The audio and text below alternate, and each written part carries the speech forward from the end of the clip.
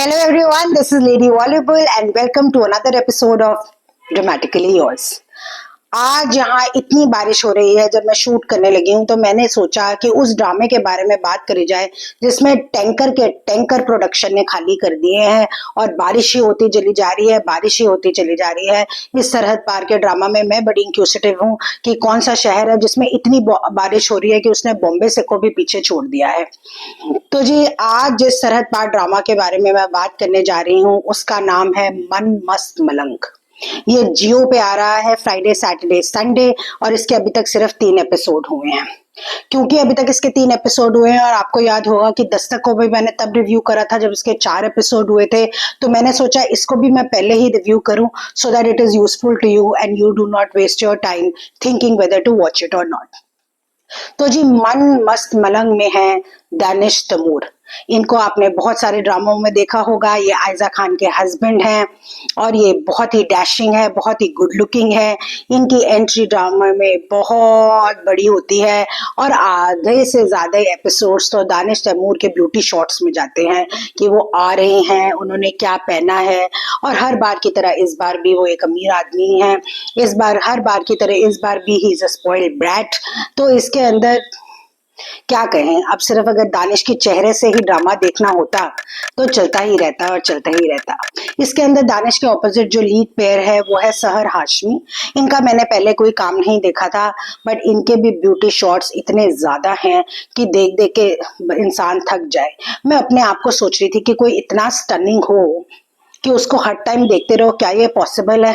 और फिर अगेन इसके अंदर आता है लव एट फर्स्ट साइट।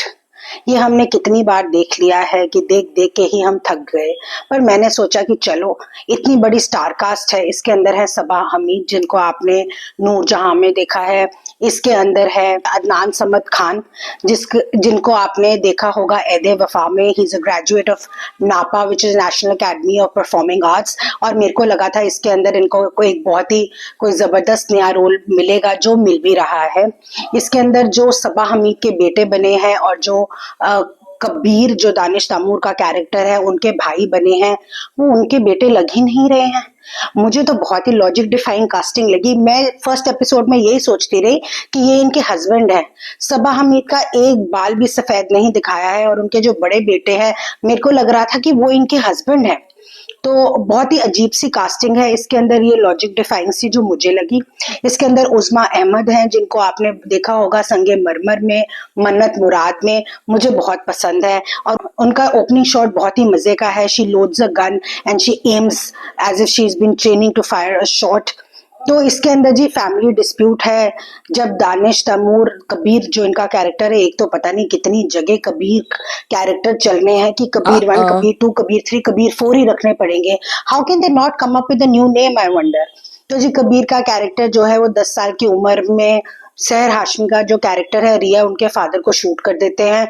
वो मेरे हिसाब से ताया चाचा थे और वो क्यों शूट कर देते हैं ये तो अभी तक नहीं पता लगा है, but honestly there is no intrinsic value in it.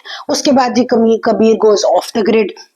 वो चले जाते हैं, उनको किसी ने नहीं देखा है। Apparently is never been on social media, किसी को पता नहीं वो कैसे लगते हैं, बट अब वो वापस आए हैं to take things under control because the things are going haywire with the family business and the feud. और जी इनको फर्स्ट साइट में रिया से प्यार हो जाता है, बट प्लीज नोट कि जो रिया की फ्रेंड है उनको पता होता है कि ये कबीर है, जबकि किसी को नहीं पता होता कि ये कबीर है। और वो रिया को बता देते हैं कि ये कबीर है। ये होता है कि डिस्प्यूट होता है, लव एट फर्स्ट साइट होता है। मैं कहूंगी हम it's a very famous saying that old wine in a new bottle, but इसके अंदर मैं कहूंगी old wine in an older bottle. तो इसके अंदर ये सब चलते हुए इन्होंने ओएसटी शुरू होगा, तो इसका ओएसटी भी इतना बेकार है और चलते चलते इसमें स्टोरी भी कोई एक्साइटमेंट नहीं है। तो मैंने डिसाइड किया है कि मैं ये नहीं देखूंगी और मैंने कहा ये आपको जरूर इत्तला दे दूं that please do not waste your time watching Mann Mast Malang and 3 episodes in a week are too much for us to take of the beauty shots. There is no innovation. जो फ्रेंड तक कबीर के दिखाए हैं वो कॉन्ट्रैक्ट फ्रेंड लग रहे हैं, क्योंकि वो हर सीरियल में फ्रेंड ही बनते हैं। तो बहुत ज्यादा है। रिया दिखाई है कि वो 12th फेल हो चुकी है 3-4 बार। तो अगर देखिए जाइए कि जब उसने उसके फादर को, कबीर ने रिया के फादर को शूट करा था, he was 10 years old and वो बचपन के आपस में मंगेतर हैं। तो अगर रिया 7 साल की भी दिखाए और अगर वो 12वीं 3-4 बार भी फेल हो चुकी है, तो maximum she would be 20 years of age and Kabir would be 23-24. How can you perceive that the audience today is so stupid that they can take Danish Tamoor as a 23-year-old? However much you are good looking, however much you are suave, and you are sporty and fit, how can you pass off as a 23-year-old is beyond me. तो जी ये बड़ा ही logic defying drama है। इसमें कुछ भी sense नहीं बन रहा है। ऐसे लगता है कि हर चीज को रीमिक्स कर दिया है। जब भी आप एक सीन देखेंगे आप कहेंगे ओ ये तो मैंने उसमें देखा था, अरे ओ वो तो मैंने उसमें देखा था। तो मैं चाहती हूँ कि आप इस पे अपना टाइम मत वेस्ट करें। लेडी वॉलीबॉल मीटर तब होता है जब ड्रामा खत्म हो जाता है। स्टार्टिंग में लेडी वॉलीबॉल मीटर नहीं होता है, और अगर ये होता भी तो उससे ये मीटर टूट ही जाता।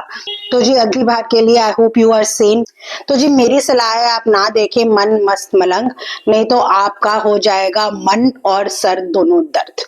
Until next time, this is Lady Volleyball signing